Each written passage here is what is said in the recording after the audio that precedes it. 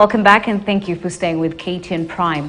For the first time since the Kenya Kwanza government came to office, President William Ruto, Deputy President Gachagua and Prime Cabinet Secretary Musalia Mudavadi are all not in the country at the moment.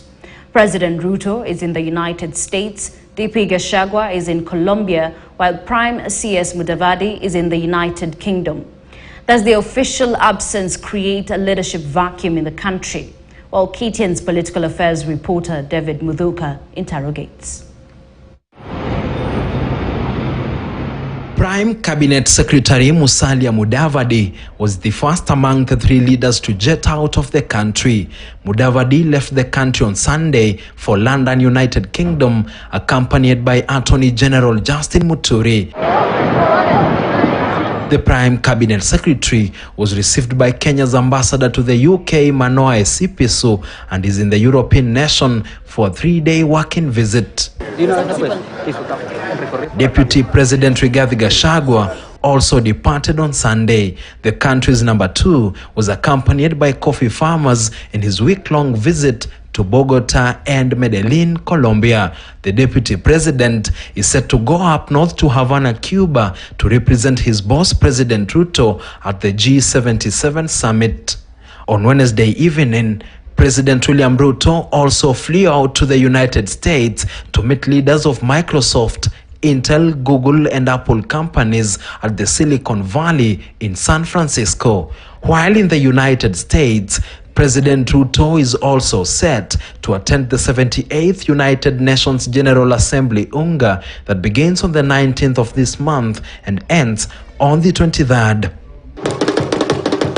It is the second time that both President Ruto and Deputy President Gachagua are out of the country at the same time, having both flown out to different destinations at the same time back in July.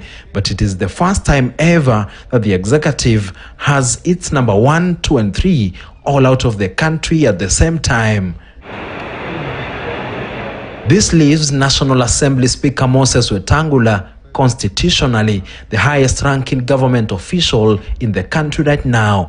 Having been elected as Speaker of the National Assembly. But does this put the Speaker of the National Assembly as the man in charge of the country at the moment? Whether or not our president is in the country, whether he's in Kenya or not. For example, when he's in Kakamega County, that is within our republic, or when he's in China, that is out of the country, he remains to be the head of state and head of government. He's the one who steers the affairs of the country. In the case where they may be away, both of them, for non-official business, then that's where maybe there must be appropriate measures taken by the office to ensure that their functions are properly undertaken.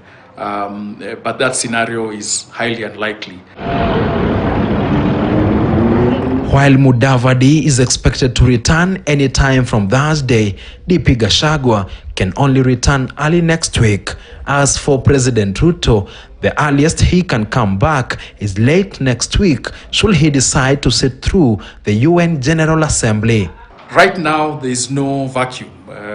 It's just that number 1 and number 2 are out of the country, but they're executing the functions, powers, and responsibilities of their offices from wherever they are. We are during such a time that virtual forums are done, virtual conferences are done, sessions are done online. So I think technology has made it easier for the president to oversee how the country is done and manage it from the desk of whichever country around the globe that he will be. Constitutional lawyers agree that both President Ruto and DP Gachagua may be away from the country but are not absent from duty, insisting that the country is firmly in their hands.